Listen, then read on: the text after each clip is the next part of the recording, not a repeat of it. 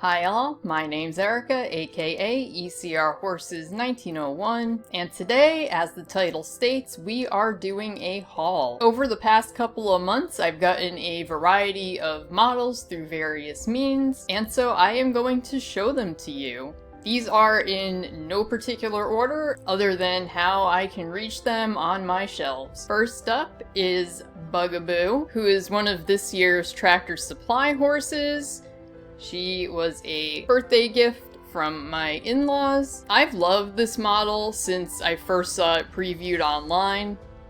Plus, I have pretty much zero stock horses in my collection, so getting her was a win-win. I really do love the long stockings on all four of her legs, so I'll have to come up with some kind of creative show name for her. I rated the Roxy mold initially in A tier back when I was doing those videos, and then I just double-checked, and apparently during my final wrap-up video, I moved her down to B tier, but I'm not really sure if B is more appropriate than A. I will say that she is the first horse that I've owned on the Roxy mold, but I quite like this model, and I think I do like this mold, so I am likely to seek out more horses on it. Then we have Double Exposure. This is an interesting duo, because it consists of one Olive Grello Big Ben model, who you see here, but there's also one Warm Blood stablemate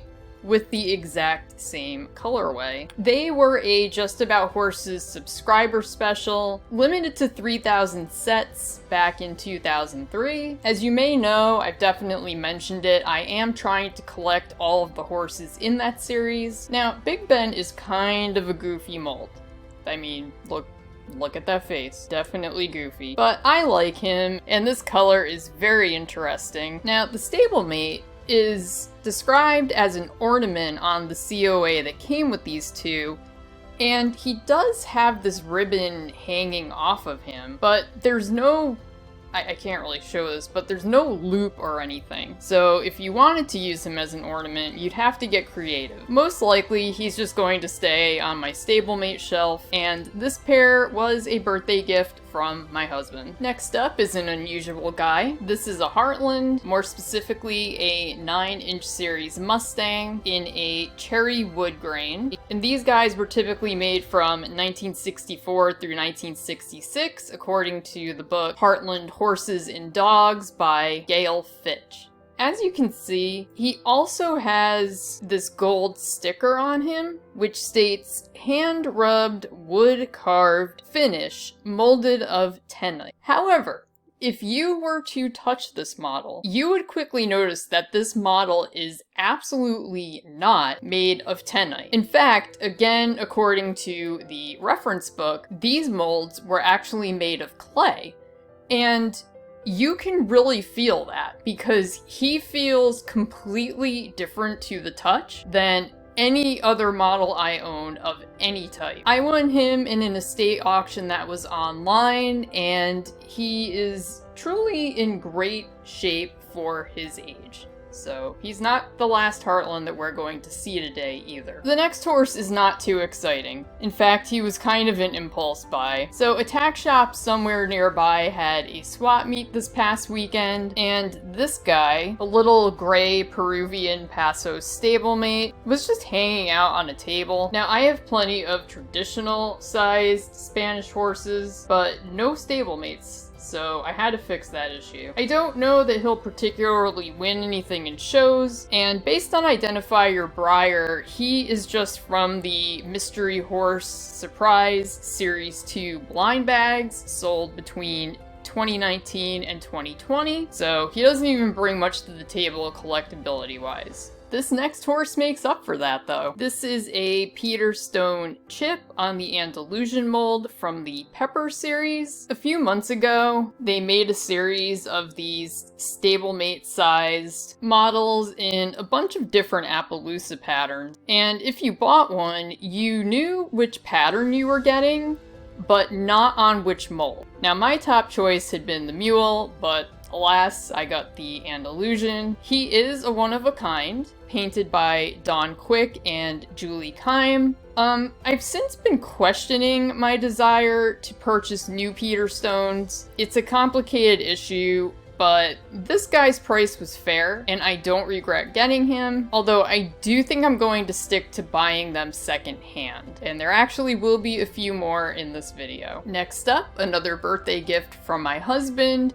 and in case you're wondering, I did give him a list of horses to choose from, so these were not random picks. So this is Fanfare, another Just About Horses subscriber special from the year 2000. This guy came in all 4 of the original decorator colors, Gold Charm, Florentine, Copenhagen, and this gorgeous Wedgwood blue. I would have been happy with any of them, but I am over the moon with this particular guy, and he is a very nice copy. Just 750 were made of each colorway, so he is therefore somewhat rare. Then we have Scammer. He is another Hartland, and with a really interesting, the camera's not, well, okay, the camera's kind of picking it up, but he has this really interesting dappled gray coat, and pretty detailed eyes on the 9-inch thoroughbred mold. Again, according to the book Hartland, Horses and Dogs, he was a special for Black Horse Ranch in 1990, and only 256 of him were made. I got him for an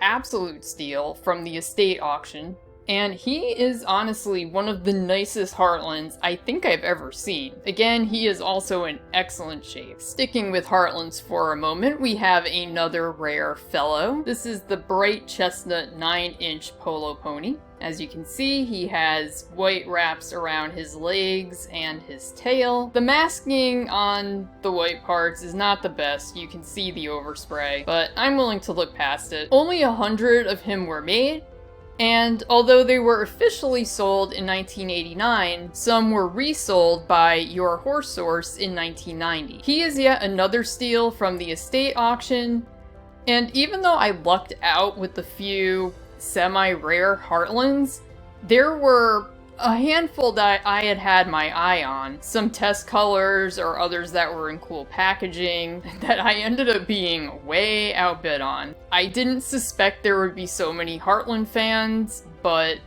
they came out of the woodwork for this event. Then the final birthday gift from my husband was, hold on, Annie Oakley's Prince. He was a Tractor Supply horse from 2004 on the Western Prancing Horse mold. He has fantastic shading, especially for a horse from the early 2000s. Like other horses from that era, particularly the ones in the Historical Horses series, part of what makes him cool is his box, which hopefully you can see okay.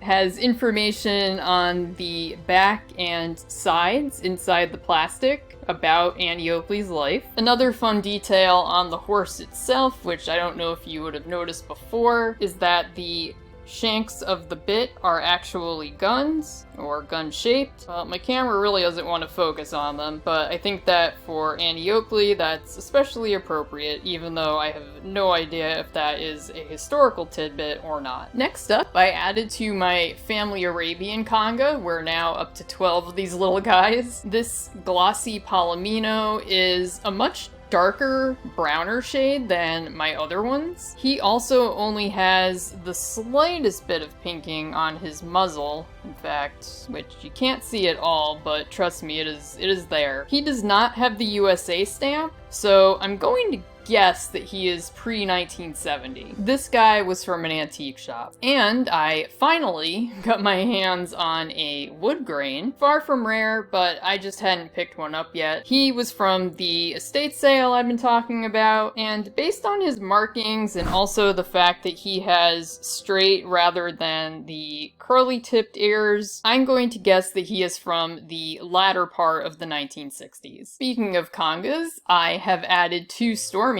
to my unofficial Stormy conga, so I think at this point, barring just variations on regular Stormy and the unattainable ones from Breyer Fest auctions, for example, I think there's only 2 or 3 more that I need to make that conga complete. At the swap meet, I picked up Coral and Reef for an excellent price, literally about half the cost of what I've seen them go for online. So here is Reef on the Stormy mold, and then we have Coral, who is on the Misty mold, and these were part of the Vintage Club. I do not remember offhand from what year. Sadly, Coral is missing her blue ribbon sticker. You probably noticed the one that was on Reef. Well, I believe Coral's supposed to have one too, and I somehow did not even notice that it was missing.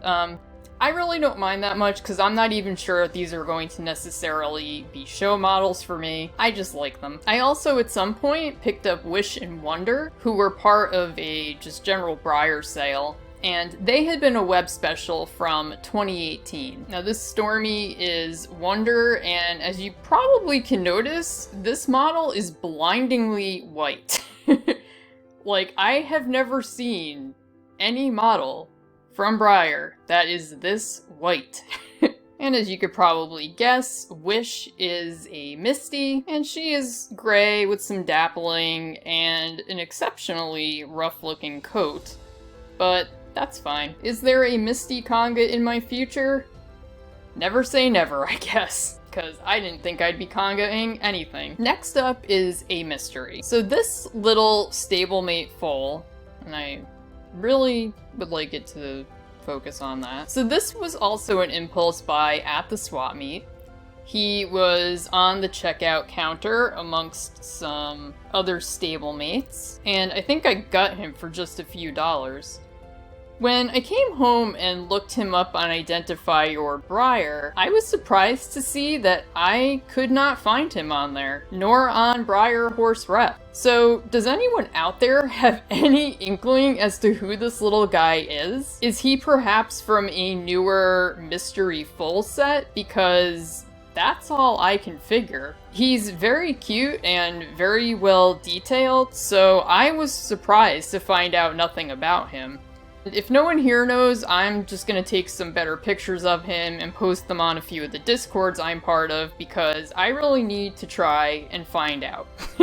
I need to know who the stablemate foal is. Not everyone I picked up at the estate sale was super cool, at least not in the traditional sense. One lot I had my eye on was either a family Arabian foal or a proud Arabian foal. I do not remember which. He ended up going way outside what I wanted to spend on any single lot. Why did he go for so much? Well, it's because his front legs, rather than being normal, straight, were bent up like this from his body. And it was freaky to look at. I think he literally sold for over $100, easily. In fact, it might have even been like $150. But I did end up getting a couple of lesser messed up horses for much cheaper. First I got a, I guess, more run-of-the-mill type of Shrinky. This dapple gray 5-gator. I don't actually own a regular 5-gator to show you the difference, but I'll put up a picture of how he should look here. I can tell you that he is considerably smaller than my other regular run horses, and he just otherwise looks kind of yellowed and unwell. is truly the best way to describe him. In fact, he's even bled a little bit around his ribbons, so he's very strange, but he's my first Shrinky that I've owned. I also picked up a different bent leg horse. So this is technically Might Tango from the US Equestrian Team boxed set that was sold between 1980 and 1993. I remember this thing being around. As you can see, he also has some leg issues. Yeah, not going so well for him. I'll put a picture of what he is supposed to look like over on the side here. I don't know what happened to him to make this occur, but clearly he has seen better days. I did get a couple of Peter Stones at the swap meet. First is this little Appaloosa foal on the Weanling mold. He's very nice, although he does have a couple of tiny flaws on one of his front legs that I hope I'll be able to fix, and somehow did not notice when I initially picked him up. This model is called Firefly, and he was part of the 2002 Signature series. On his belly, he has a sticker that says Jensen on it for Lori Jo Jensen. 500 of him were produced overall, 250 in matte and 250 in glossy. He is obviously the matte. I lack show quality foals in my show string, so hopefully I can take care of those tiny little imperfections and let him join said show string. I also picked up Impressment from 2000's Based on a Real Horse series. He is on the ideal stock horse mold, or ish, as it is commonly called. And what struck me about him is his interesting color. Kinda dun, I mean, he has the dorsal stripe, it's kinda grulla. There was literally an entire shelving unit full of ish models, and I looked at so many of them trying to decide which one I wanted, but this guy spoke to me the most. Finally, one last Hartland from the estate sale. There were several in original packaging, but many of them quickly surpassed the amount that I wanted to spend on any one model. Luckily, I still managed to snag this guy. There is nothing that unique about this model. He is a chestnut 9-inch Arabian Stallion, regular run, sold from 1988 to 1990. Although this type of packaging, called a picture frame box for kind of obvious reasons, was only used between 1984 and 1989. So this exact horse is probably from 88 or 89. The box is in very good condition, and the model inside is in amazing condition.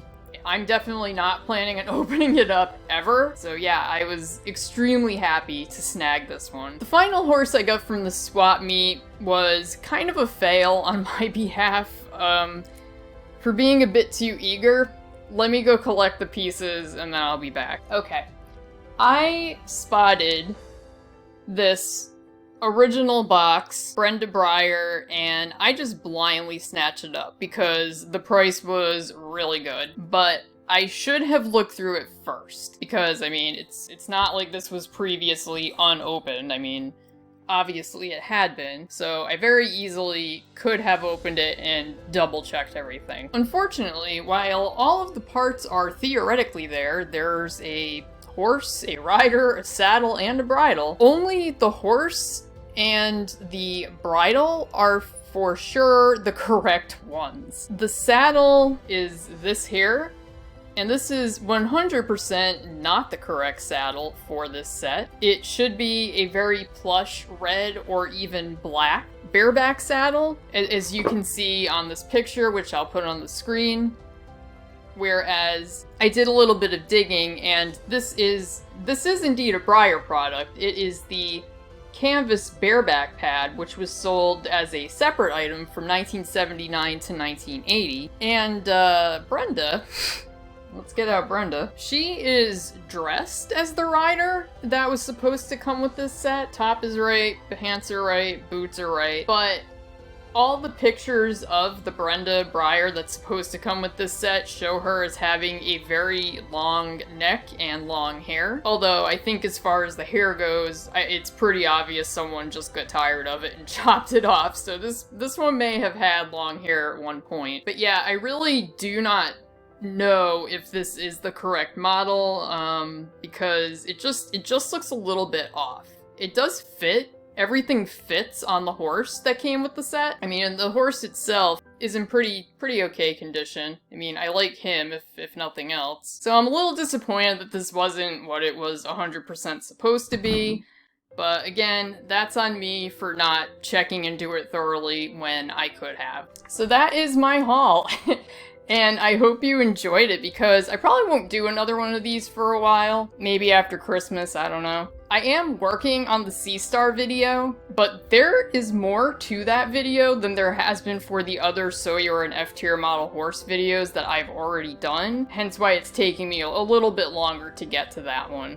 I also want to carve out some time to purposely work on my top secret project, just because, again, I can't say too much, but I want to get the word out there about it sooner rather than later, because I know I'm missing some opportunities to get some of the stuff I need, but I can't elaborate on it right now. I'm sorry. Just know that there is something coming. So that's all for today. If you enjoyed today's video, please consider liking and subscribing if you haven't already, and your comments are always welcome. I hope you have a great week, and I will see you next time.